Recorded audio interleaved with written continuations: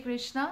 भक्ति रसामृत सिंधु का आज 27वां अध्याय हम प्रारंभ करने जा रहे हैं। इस अध्याय का नाम है अनुभाव के लक्षण। भक्त में कृष्ण के प्रति भावमय प्रेम व्यक्त करने वाले शारीरिक लक्षण कुछ प्रकट होते हैं। जब जैसे भौतिक संसार में जब प्रेम होता है, जिसको एक्चुअली आध्यात्मिक भाषा में काम कहा गया है, तो उसमें भी कुछ लक्षण हमें दिखाई देता है। जैसे कि कोई 16 साल की जो लड़की है, उनको किसी से प्रेम हो गया, तो माता पिता लक्षण से भी समझ सकते हैं कि वो उसका जो है चंचल हो रहा है और समय से स्कूल से वापस नहीं आ रही है, या उसके अंदर वो स्वयं भी कुछ लक्षण देख पाती है कि निरंतर मन जो है अपने प्रेमी के बारे में ही सोच रहा है। या कई बार ऐसा भी होता है कि व्यक्ति का जो है सोने का जो है वो बदल जाता है हैबिट, या समय से भूख लगता है, समय से वो नहीं लगती है, या इतना उत्साहित रहते हैं वो प्रेम में कि बाकी किसी का ध्यान ही नहीं रहता। और कई बार तो ऐसा होता है कि किसी अन्य का परवाह के बिना ही भौतिक प्रेम में भी व्यक्ति लज्जा का अनुभव नहीं करते हैं। जैसे कि आजकल हम देखते ही है कि ओपन पार्क में भी इस तरह से कोई भी एक्टिविटीज़ कुछ भी करने से अब बीचेस में भी लोग इतना शर्माते नहीं हैं। तो भौतिक प्रेम का भी यही हाल है। तो फिर भौतिक प्रेम में जब ये लक्षण इतने सारे प्रकट होते हैं, तो आप सोचिए कि जब आध्यात्मिक प्रेम होगा, अर्थात जब भगवान से एक भक्त को प्रेम होगा, हर आत्मा का जो एक्चुअल प्रियतम है वो भगवान श्री कृष्ण है। क्योंकि वो नहीं जानते और जन्म जन्मांतर से वो भौतिक जगत में ही बंधा हुआ है, तो उसने वो आकर्षण विकसित ही नहीं किया, और विकसित नहीं करने के कारण ही उनके अंदर वो भावना भी परिलक्षित नहीं होता है। लेकिन अगर किसी व्यक्ति ने तपस्या करते हुए, तपस्या का मतलब होता है जो शरीर और मन को तपाते हैं, तपस्या में बहुत सारी चीजें व्यक्ति सहन करता है। जैसे कोई ऐसा सिचुएशन है जो आसपास के लोग ठीक नहीं है और व्यक्ति को परेशान करने का प्रयत्न कर रहे हैं या गुस्सा दिलाने का प्रयत्न कर रहा है, फिर भी वो क्रोधित नहीं होते। अर्थात वो भगवान की भक्ति में आगे बढ़ने के लिए उन सारे नियमों का पालन करते हैं, गुणों को अपनाते हैं, ताकि जो है वो कृष्ण का प्रेम प्राप्त कर सके। जैसे कोई भी यंग कॉलेज का लड़का है, मान लीजिए उसको खराब आदत है सिगरेट पीने की या कोई नशा करने की, तो एक सुंदर लड़की उसको आकर्षित करती है और वो मान जाती है और वो ये कहती है कि आज के बाद आप जो है सिगरेट नहीं पीना, शराब नहीं पीना, और वो मान जाता है। भौतिक प्रेम में भी कई बार ऐसा दिखाई देता है। तो जब व्यक्ति को एक्चुअल में आध्यात्मिक प्रेम होता है, वो हरे कृष्ण कृष्ण कृष्ण हरे हरे, हरे रामा राम राम हरे हरे महामंत्र का जप करने लगता है, तो उसके साथ तो ऑटोमेटिकली ऐसा होता है कि सारे जो खराब आदतें हैं उससे वो मुक्त हो जाता है। और जितना वो भक्ति में आगे बढ़ता है, उतना ही जो समस्त सद्गुण, जो देवताओं का सद्गुण है, उस व्यक्ति के अंदर प्रवेश करने लगते हैं। देखिए, हमारे अंदर अगर कोई भी बुरा स्वभाव नहीं होगा तो सबसे ज्यादा खुश वो हम ही रहेंगे, सबसे ज्यादा तुष्ट जो है तुष्टि वो हमें ही मिलेगी। हाँ, आसपास के लोगों को भी बहुत अच्छा लगेगा। ऐसे नेचर के व्यक्ति के साथ रहना भला किसको अच्छा नहीं लगेगा, जो बात बात पर क्रोध नहीं करते हैं, हमेशा मधुर वचन बोलते हैं, दूसरों के दुखों को समझते हैं, दूसरों के हृदय को समझते हैं, और कभी भी किसी को मजाक नहीं उड़ाता और ना ही कभी धोखा देता है, और सबसे प्रेम करता है। तो ऐसे व्यक्ति के साथ रहने के लिए किसका मन नहीं करेगा। तो एक जो भी भक्त बनते हैं, तो जब वो भक्ति में प्रगतिशील होते हैं तो वो देखते हैं कि उनके अंदर बहुत सारा चेंजेस आया हुआ है। तो ऐसे बहुत सारे भक्तों से पूछा गया।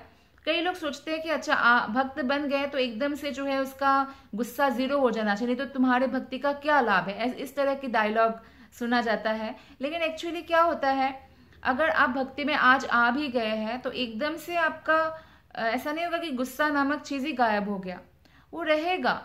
वो ग्रेजुअल प्रोसेस है, जैसे जैसे हम आगे बढ़ेंगे वैसे वैसे वैसे वैसे वो नियंत्रण में आएगा, कंट्रोल में आएगा। और गुस्सा एकदम गायब नहीं होता, बल्कि उसको ट्रांसफॉर्म किया जाता है, उस गुस्से को सही कार्य में लगाया जाता है। तो जो शारीरिक लक्षण भगवान की प्रेम व्यक्त करती है उसको अनुभव कहा जाता है। और कुछ अनुभव ऐसा है, नाचना, जब कृष्ण से प्रेम होता है तो भक्त कृष्ण के सम्मुख कृष्ण का नाम जपते हुए नृत्य करते हैं।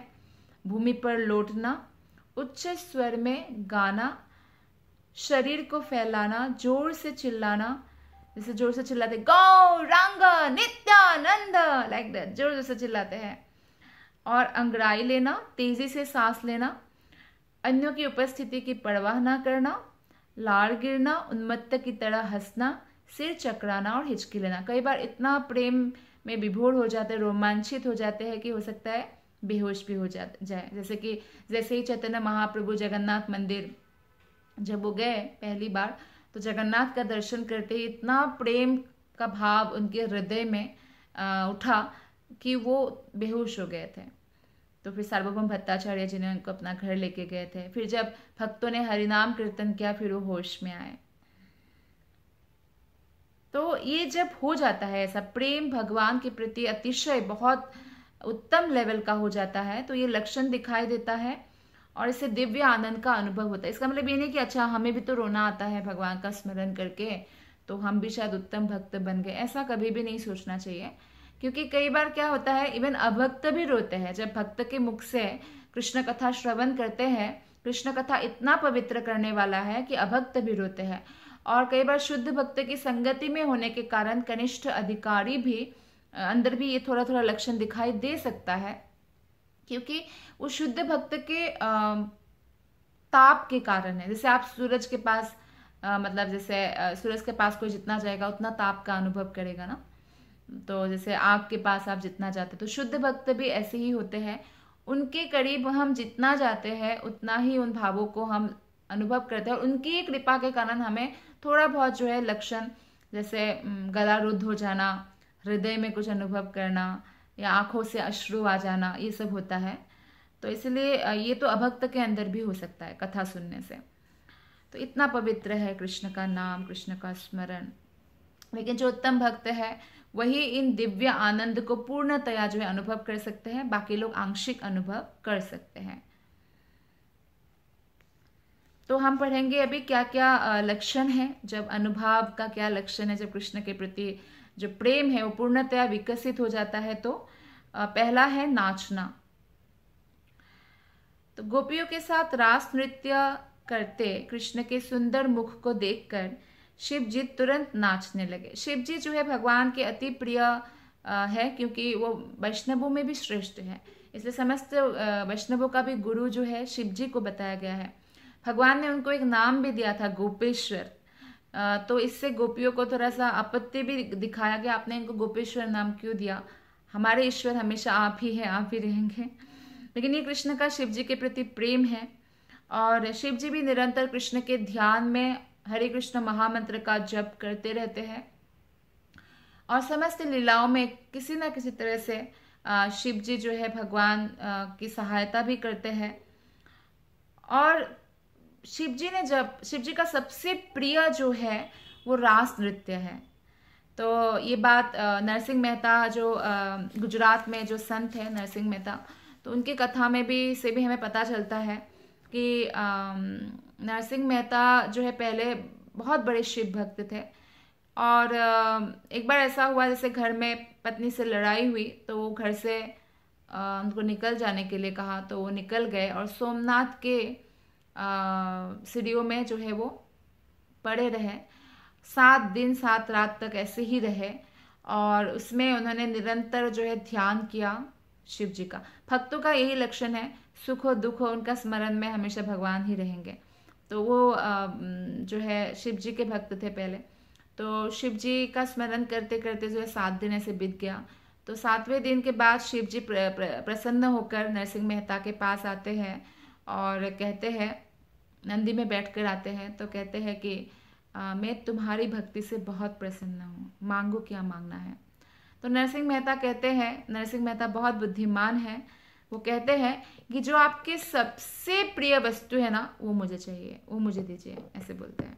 तो शिव जी कहते हैं तो बैठो नंदी में बैठो। तो बैठते हैं और नंदी में बैठकर शिव जी उनको ले जाते हैं सीधा गोलक वृंदावन में, वो भी जहाँ रास हो रहा था भगवान का, वहाँ रास स्थली पे ले जाते हैं। और जब रास स्थली पे ले जाते हैं और रास नृत्य नरसिंह मेहता को दिखाते हैं और कहते हैं यही मेरा सबसे प्रिय वस्तु है। और तब फिर नरसिंह मेहता को वरदान तो मिल गया। फिर जब वापस आते हैं वो, उसके बाद नरसिंह मेहता परम कृष्ण भक्त के नाम से प्रसिद्ध होते हैं। उनके लिए भगवान साक्षात कम से कम 52 बार 52 बार आए। ऐसा नहीं कि भक्त के लिए भगवान नहीं आते, तो नरसिंह मेहता के लिए आए, तो इतने बड़े भक्त बन गए। तो रास नृत्य यानी भगवान के जो रास है वो सर्वश्रेष्ठ है और शिव जी का अत्यंत प्रिय है। तो इसलिए जब शिव जी देखते हैं रास नृत्य तो नाचने लगते हैं और दमड़ू बजाने लगते हैं। और जब शिव जी को देखा नाचते हुए इस प्रकार, तो गणेश जी भी उनके साथ नाचने लग गए। तो ये नाचना का उदाहरण था। अब भूमि पर लौटना।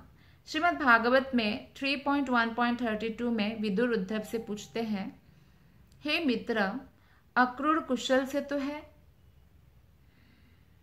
वे ना केवल विद्वान और निष्पाप है अपितु कृष्ण के भक्त भी है। अक्रूर, उनमें कृष्ण के लिए इतना भाव प्रेम है कि मैंने उन्हें भूमि पर बने कृष्ण के पदचिन्ह पर लौटते देखा है, मानो ये संज्ञा शून्य हो।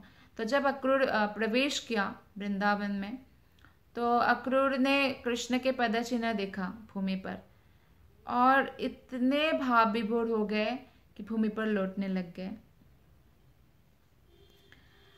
एक बार राधा रानी जो है कृष्ण से वियोग के कारण उनकी पुष्पमालाओं की सुगंध से मोहित हो गए थे और फिर भूमि पर लौट रही थी।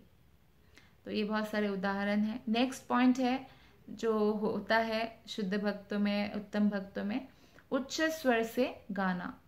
एक गोपी ने कृष्ण को सूचना दी कि जब श्रीमती राधा रानी कृष्ण की गुणगान कर रही थी तो उनके सारी सखियां इस तरह से मंत्रमुग्ध हो गई कि मानो जड़ हो गई। जड़ मतलब जड़ चीज नहीं हिलता डुलता ना, जैसे आपके घर में चेयर है, टेबल है, तो जड़ है, वो हिलता डुलता नहीं है, तो ऐसे हो गई। गोपियां स्तब्ध हो गई राधा रानी के मुख से कृष्ण के गुणगान सुनकर।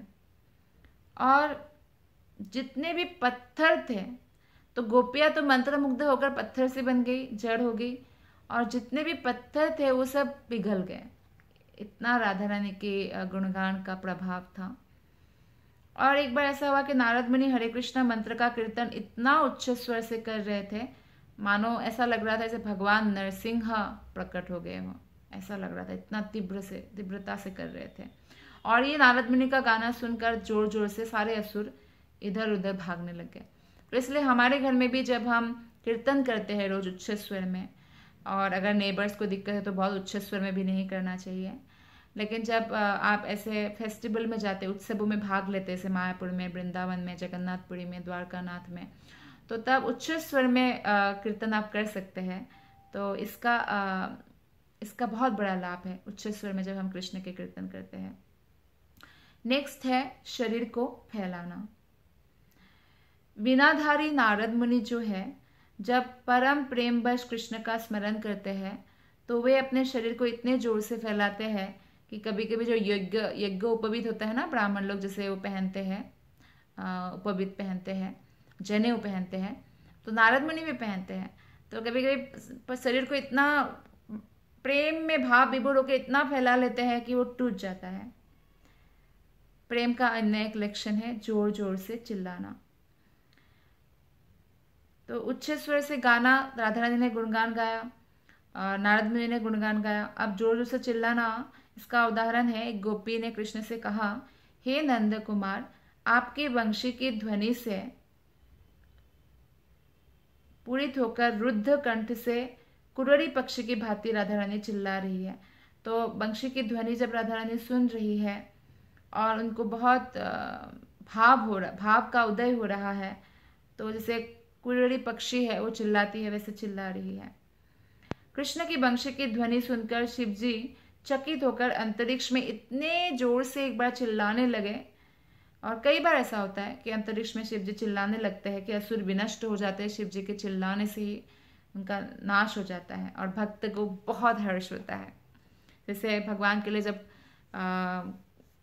शंख बजाते हैं तो असुर के हृदय द्रवित हो जाता है, आसुरिक शक्तियाँ भाग जाती है और भगवान के भक्त हर्षित हो जाते हैं। नेक्स्ट लक्षण है जम्भाई लेना। जब कृष्ण राधा रानी के समक्ष प्रकट होते थे तो उनका कमल जैसा मुख उनके जम्भाई लेने के लिए फैल जाता था। प्रेम से भी कई बार जम्भाई आता है। नेक्स्ट है हाफना, मतलब दीर्घ श्वास लेना। ललिता नामक गोपी उस चातकी पक्षी की भांति है। चातकी पक्षी ऐसी है कि ऐसे नदी से या समुद्र से पानी नहीं पिएगी, वो जमीन का पानी नहीं पिएगी। जब बारिश होगी वही पानी पिएगी, नहीं तो ऐसे ही प्यासी रहेगी पर पिएगी नहीं। तो ऐसे ही जो है ललिता सखी है, वो एकमात्र कृष्ण का संग खोजती, नहीं तो अकेली रहेगी। कृष्ण का और कृष्ण भक्तों के संग में रहेगी। भक्तों को ऐसे ही होना चाहिए। अगर भक्तों का संग नहीं है तो फिर अभक्तों के संगति नहीं करना चाहिए, इससे मन बहुत प्रदूषित होता है, और खासकर जब कोई भक्ति में परिपक्व नहीं है और उनका मन जो है कभी भी बदल सकता है। अन्यों की उपस्थिति की परवाह नहीं करना भी एक लक्षण है। तो आप देखिए बहुत सारे लोग ऐसे नशा करते हैं, आप उनको कितना भी भला बुरा कहिए, इतना नशा करता है नशा, तो भी वो करते ही रहते हैं, यानी वो दूसरों की बातों की परवाह नहीं करते हैं। तो ये नेगेटिव एग्जाम्पल है। तो भक्ति में पॉजिटिव हो जाता है। भक्ति में क्या होता है, वो लोग अन्यों की परवाह नहीं करते, वो शास्त्रों के हिसाब से चलेंगे भक्त। अन्य चाहे कुछ भी कहे कुछ भी करे, वो किसी के साथ उलझेंगे भी नहीं और उनकी बातों से उनका मन खराब भी नहीं होता। जैसे कोई भक्ति के ऊपर ही कुछ बोल दिया, जो उत्तम भक्त है उनका मन इससे कोई विचलित नहीं होता है। या भक्ति मूलक कोई फॉलो करना है, जैसे वैष्णव ड्रेस पहनना है, वैष्णव ड्रेस माताओं के लिए साड़ी है और जो पुरुष है उनके लिए धोती कुर्ता है। तो आप देखेंगे श्रील प्रभुपाद के कारण पूरे विश्व में, अमेरिकन हो, जापानीज हो, चाइनीज हो, ऑस्ट्रेलियन हो, सब लोग पुरुष धोती कुर्ता पहनते हैं और माताएं साड़ी पहनती है, और साड़ी पहन के भी सर ढकती है। तो ये जो है ये क्या है, वो इनों की परवाह नहीं करते हैं कौन क्या बोलेंगे क्या नहीं बोलेंगे। वो अपना जो रूल्स रेगुलेशंस है, जो कृष्ण की प्रसन्नता के लिए, गुरु की प्रसन्नता के लिए उसका पालन करते हैं। जैसे कि यहाँ उदाहरण दिया गया है, जब कृष्ण आते हैं, ब्राह्मण यज्ञ कर रहे थे, स्वर्ग जाने का यज्ञ हो रहा था, लेकिन कृष्ण ने अपने कुछ गोप बालक को भेजा कि जाओ हमारे लिए कुछ खाने का ले आओ, बोल देना भूख लगी है। तो ब्राह्मणों ने कोई भी ध्यान नहीं दिया, लेकिन ब्राह्मणी लोग तुरंत चले गए। उन्होंने परवाह भी नहीं किया कि पति से पूछ के जाना है। पहले ये बहुत था कि पति से पूछे बिना ऐसे स्त्री घर से नहीं जाती थी, नहीं जा सकती थी, लेकिन उन्होंने परवाह नहीं किया क्योंकि कृष्ण को भूख लगी थी, कृष्ण का दर्शन के वो लोग अभिलाषी थी। तो इसलिए कृष्ण के लिए ऐसा कर सकते हैं, है ना। तो इसलिए कृष्ण के लिए वो चली गई। जैसे गोपियां भी कृष्ण की ध्वनि सुनकर, बांसुरी की ध्वनि सुनकर चली गई। तो ऐसे है ब्राह्मण पत्नियां। कृष्ण का आकर्षण इतना अद्भुत है कि ब्राह्मण लोग बोलते हैं कि देखो ना कृष्ण का आकर्षण कितना अद्भुत है कि हमारी स्त्रियां, हमारी पत्नियां हमारी परवाह नहीं की और चली गई।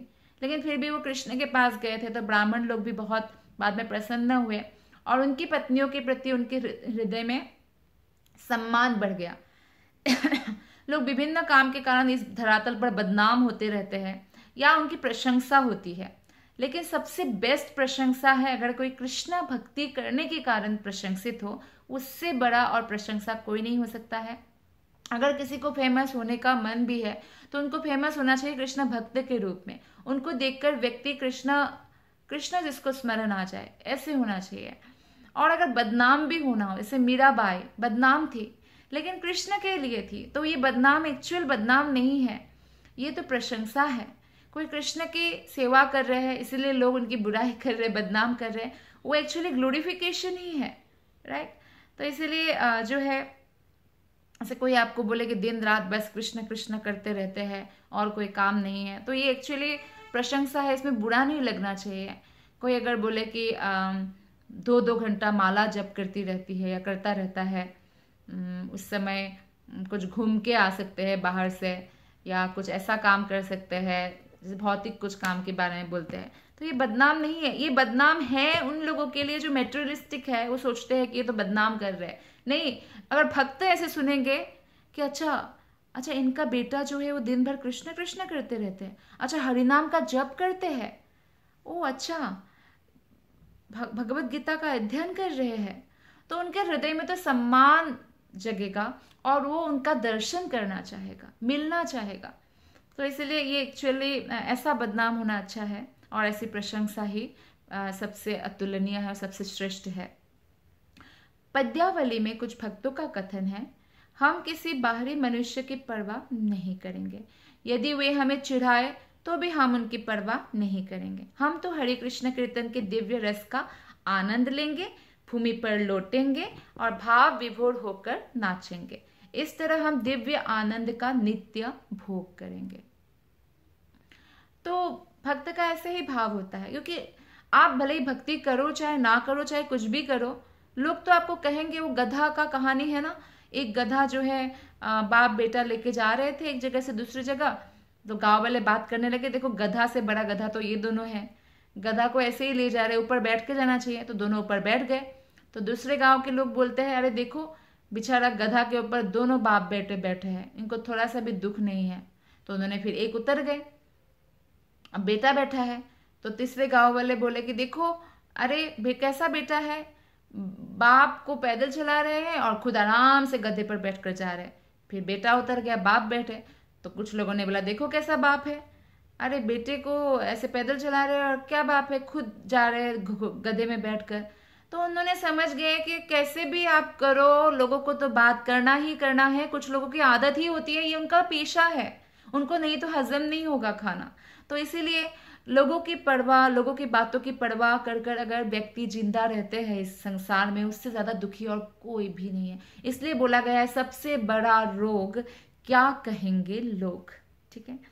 तो इस तरह से भक्त लोग इसलिए भक्ति में लगे रहते हैं, जिनको जो कहना है कहेंगे, नहीं कहना है नहीं कहेंगे, वो अपना कार्य सब अच्छे से करते रहते हैं। नेक्स्ट लक्षण है लाड़ गिरना। जब नारद मुनि हरे कृष्ण मंत्र का कीर्तन करते हैं तो क्षण भर के लिए वो आश्चर्यचकित हो जाते हैं दिव्य कीर्तन से, और उनके मुंह से लार टपकने लगते हैं। और उत्तम मनुष्य के समान हंसना भी, उन्मत्त मनुष्य तो उत्तम भक्त उन्मत्त मनुष्य की तरह जब हंसते, ये भी प्रेम का लक्षण है। इस प्रकार की उन्मत्त हंसी हृदय की उस अवस्था को बताती है जिसे बोलते हैं अट्टहास करना। तो एक एक करके निकलने वाली हंसी की ध्वनियों की तुलना उन फूलों से की जा सकती है जो कृष्ण के प्रेम में अट्टहास करते हैं ना, जोर जोर से हंसते हैं, पागलों की तरह हंसते हैं। वो उन तुलना उन फूलों से की जा सकती है जो भक्त के हृदय में विकसित भक्ति रूपी लता से गिर रहे हो। भक्ति रूपी लता का फूल कितना सुंदर होगा, तो यो अट्टहास के साथ तुलना किया जा सकता है। चैतन्य चरितामृत में भगवत भक्ति की तुलना भी इस लता से की गई है जो गोलक वृंदावन में कृष्ण के चरण कमलों तक ऊपर फैलती है। जब भक्ति लता का बीज जो गुरु हमारे हृदय में स्थापन करते हैं तो धीरे धीरे वो बढ़ता है। इस ब्रह्मांड को भेदित करके, ब्रह्मज्योति को भेद करके वो वैकुंठ में प्रविष्ट होकर, वैकुंठ में समस्त जितने भी अलग अलग प्रकार के वैकुंठ है उनको भी क्रॉस करके, जैसे कि द्वारकापुरी है, मथुरा है, अयोध्या है, और इस तरह से समस्त जो भी लोग है उसको क्रॉस करके सबसे टॉप मोस्ट जो है गोलक वृंदावन में बजेंद्र नंदन श्री कृष्ण के चरण कमलों पर जाकर ये भक्तिलता रुकती है। नेक्स्ट पॉइंट है सिर चकराना। एक गोपी अपनी सखी से कहती है, ऐसा लगता है कि अघासुर के शत्रु कृष्ण ने अपने मुख से चक्रवात छोड़ा है जो तुम्हारे सिर पर सवार है, और धीरे धीरे वो अन्य कमल ने गोपियों को भी वैसा ही बनाए दे रहा है। तो कृष्ण के प्रेम में कई बार चक्कर सा आ जाता है, मतलब जिसको उत्तम भक्ति का अनुभव है उनके लिए है। हिचकी आना भी है इसका लक्षण। पौर्णमासी एक कथन कहती है बाकी गोपियों को, अरे बिटिया, राधा रानी की हिचकी लेने से मत घबराओ, मैं इस रोग की दवा करने जा रही हूँ, इसलिए तुम लोग घबरा के ऐसे जोर जोर से चिल्लाओ मत। यह हिचकी जो है ये अजीर्ण के कारण नहीं है, बदहजमी के कारण नहीं है, ये कृष्ण के प्रति भाव प्रेम का चिन्ह है। तो भाव प्रेम उदित होने पर भी जो है ऐसा होता है। और कई बार जो है सारे जो है पूरे शरीर में कंपन का भी अनुभव होता है। तो ये सब जो है भाव प्रेम का लक्षण है। और इसी के साथ जो 27वां अध्याय है यहाँ समाप्त होता है। आप लोगों का बहुत बहुत धन्यवाद। हरे कृष्णा।